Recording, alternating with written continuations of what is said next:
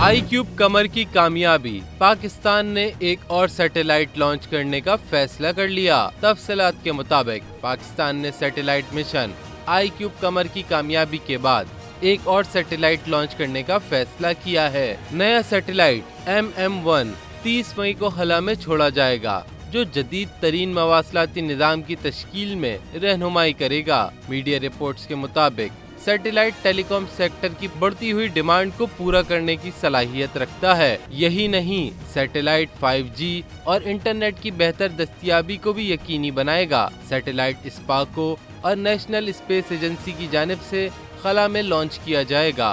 गुज़िश्ता रोज satellite iCube कमर से चांद की पहली तस्वीर भी मौसूल हुई थी।